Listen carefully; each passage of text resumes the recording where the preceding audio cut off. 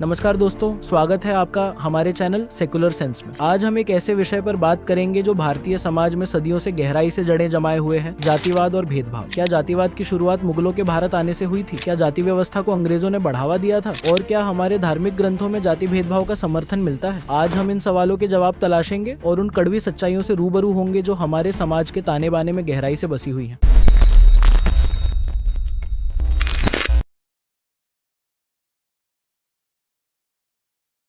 कुछ लोग कहते हैं कि भारत में जातिवाद की शुरुआत मुगलों के आने के बाद हुई, लेकिन इतिहास पर नजर डालें तो यह दावा पूरी तरह गलत साबित होता है। मुगल साम्राज्य की शुरुआत 1526 में हुई थी, जब बाबर ने पानीपत की पहली लड़ाई में इब्राहिम लोदी को हराया। लेकिन क्या वाकई जातिवाद की उत्पत्ति यहीं से हुई? नहीं, ऐसा बिल्कुल नहीं है। मुगलों के आने से बहुत पहले ही जाति व्यवस्था भारतीय समाज में गहरी पैठ बना चुकी थी। अगर हम 15वीं और 16वीं शताब्दी के साहित्य को देखें तो कई रचनाओं में जातिवादी मानसिकता साफ नजर आती है। इनमें सबसे प्रसिद्ध रचना है रामचरितमानस। ये ग्रंथ तुलसीदास ने 16वीं शताब्दी में लिखा था और इसमें कई ऐसे दोहे मिलते हैं जो जातिवादी सोच को दर्शाते हैं। तुलसीदास ने रामचरितमानस में एक जगह लिखा है, तेली कुम्हारा स्वपच किरात कौल कलवारा अधम जाति। यहाँ पर उन्होंने कई मेहनतकश जातियों को अधम यानी नीच बताया है। अब सवाल ये उठता है कि जब रामचरितमानस का लेखन मुगलों के दौर में हुआ था तो क्या ये विचार मुगलों के कारण आए थे? बिल्कुल नहीं। ये विचार तो उस दौर की ब्राह्मणवादी सोच का हिस्सा थे जो समाज में उच्च और निम्न जातियों के बीच गहरी खाई बना रहे थे। अब एक और दोहा देखिए, अधम जाति में विद्या पाए भयहु यथा अहि दूध पिलाए। इसका मतलब है कि अगर कोई निम्न जाति का व्यक्ति पढ़ लिख जाए तो वह खतरनाक हो जाता है, जैसे सांप को दूध पिलाने से वह और जहरीला हो जाता है। सोचिए, ये विचार किस मानसिकता को दर्शाते हैं? क्या यह शिक्षा के अधिकार का अपमान नहीं है? क्या यह समाज में समानता की बात को दरकिनार नहीं करता? तुलसीदास का जन्म 1497 या 1511 में माना जाता है। उनका जीवन भगवान राम और हनुमान की भक्ति में समर्पित था। उनकी रचनाएं समाज पर गहरा प्रभाव छोड़ती है। लेकिन सवाल उठता है कि एक भक्त कवि होते हुए भी उन्होंने समाज में फैले इस भेदभाव का विरोध क्यों नहीं किया? जब बाबरी मस्जिद का निर्माण हो रहा था तब तुलसीदास ने कोई प्रतिकार क्यों नहीं किया? क्या उनकी चुप्पी इस बात का संकेत है कि वे सत्ता के साथ समझौता कर चुके थे? रामचरितमानस में कई ऐसे दोहे हैं जो स्पष्ट रूप से जातिगत भेदभाव को बढ़ावा देते हैं। अब सवाल ये उठता है कि क्या तुलसीदास ने भक्ति के माध्यम से भेदभाव को मिटाने का प्रयास किया या फिर अपनी रचनाओं में इसे और गहराई से जड़ दिया? इतिहासकारों का मानना है कि तुलसीदास ने ब्राह्मणवादी विचारधारा को और मजबूत किया। कई लोग दावा करते हैं कि हनुमान चालीसा में सूर्य से पृथ्वी की दूरी का वर्णन है, लेकिन सोचने वाली बात यह है कि क्या वाकई तुलसीदास जैसे भक्त कवि को खगोलीय विज्ञान की इतनी जानकारी थी? उनकी रचनाओं में भक्ति की प्रधानता थी, न कि विज्ञान की। इसलिए यह दावा केवल अंधभक्ति और अतिशयोक्ति का परिणाम लगता है। तो दोस्तों, आज की इस वीडियो में हमने देखा कि जाति व्यवस्था का आधार मुगल शासन नहीं बल्कि उससे भी पहले की ब्राह्मणवादी सोच में था। हमने तुलसीदास की रचनाओं में छिपी जातिवादी मानसिकता को भी परखा और यह समझने की कोशिश की कि कैसे एक भक्त कवि होते हुए भी वे सामाजिक समानता की बात नहीं कर पाए। जातिवाद की इस गहरी जड़ को उखाड़ने के लिए हमें सही इतिहास और तथ्यों को समझना होगा। हमें यह भी सोचना होगा कि भक्ति और आस्था के नाम पर किसी भी तरह के भेदभाव को स्वीकार नहीं किया जा सकता। तो दोस्तों, आप क्या सोचते हैं? तुलसीदास की सोच पर आपकी क्या राय है? अपने विचार कमेंट में जरूर साझा करें। अगर आपको ये वीडियो ज्ञानवर्धक लगा हो तो इसे लाइक करें, शेयर करें और चैनल को सब्सक्राइब करना न भूलें। धन्यवाद।